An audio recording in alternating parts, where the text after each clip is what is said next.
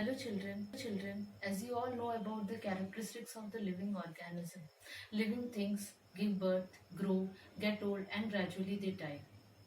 All living things are capable of producing their own kind so that the life on the earth can continue. So this is called reproduction. If the cat will not give birth to babies, what will happen? For example, if the cats will not give birth to babies, what will happen?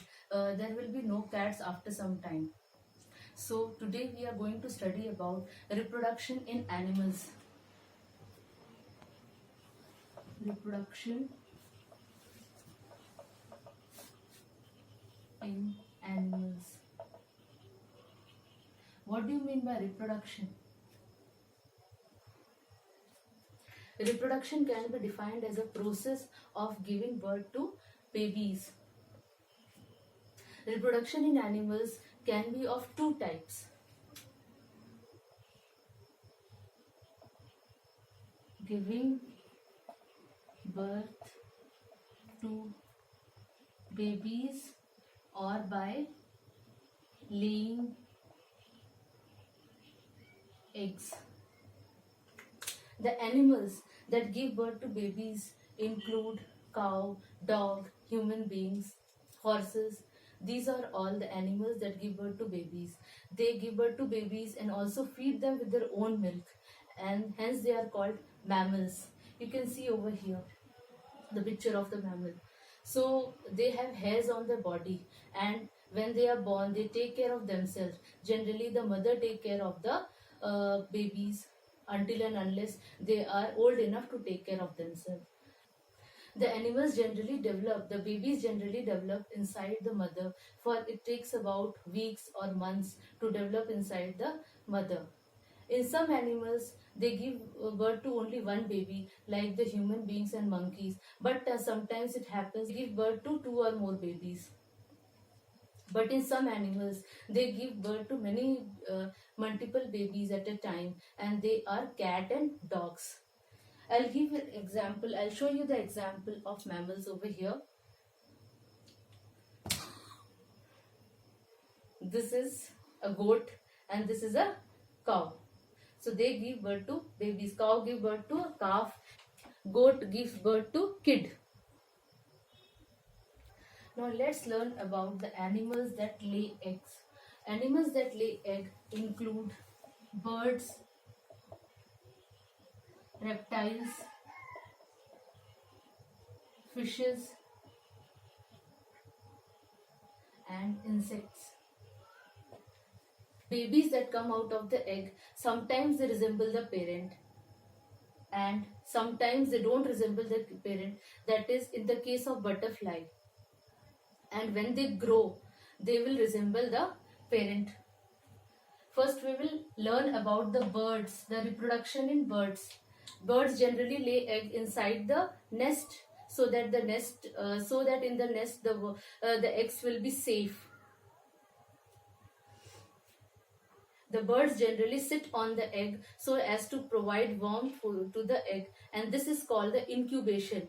When the incubation is done for the bird, the embryo develops in the incubation period, and when the incubation process is over, the baby bird comes out through a process called hatching of the egg. Here the outer shell breaks open and the baby comes out of the egg. The baby that comes out of the egg, when it grows, it resembles the parent. Like you can see the life cycle of a hen over here. Now we will learn about the structure of the bird egg. You might have seen the egg, a hen's egg. When you break open the egg with some hard thing, so you can see the internal yellow part. This is called the yolk, and it is rich in minerals and vitamins and also fat. It contains a growing embryo, that is the baby. It grows, it eats the content in the yolk and it grows. Surrounding the yolk, there is a white jelly-like part called albumin.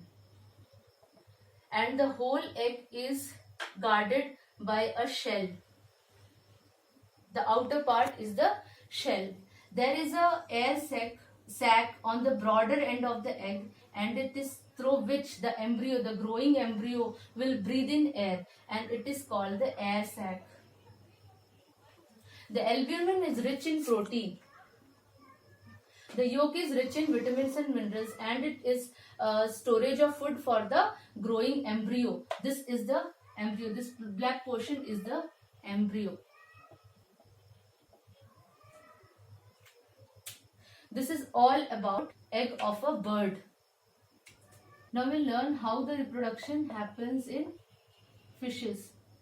You know that fish lives inside water. So they lay egg inside water, and the egg are laid in hundreds or thousands. And it is covered by jelly-like substance, and the eggs as a whole is called, cluster of egg is called spawn. Out of the 1,000 eggs laid by the fish, only only some eggs hatches, and it gives rise to the hatchling.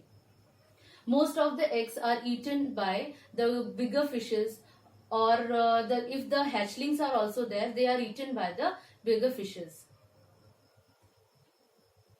So this is all about fishes. Now let's discuss about the reproduction in reptiles. Reptiles include crocodiles,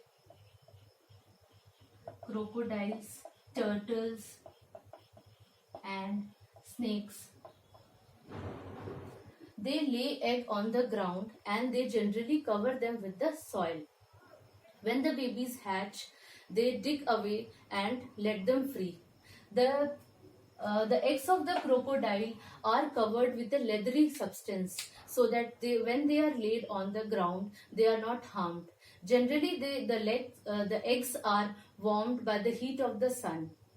When the babies are born of the crocodile, they keep it safe on the pouch under their mouth. So this is all about the reptiles. Reptiles generally don't take care of the eggs. So most of the eggs are eaten up by other animals. Now we'll learn about insects. Insects include cockroaches, butterfly,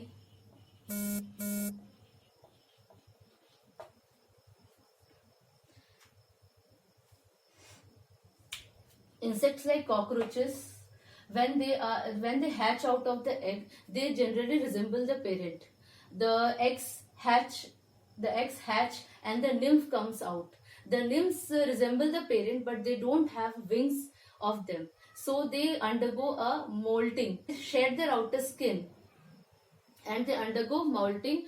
It occurs generally 12 to 15 times until they are grown into an adult cockroach.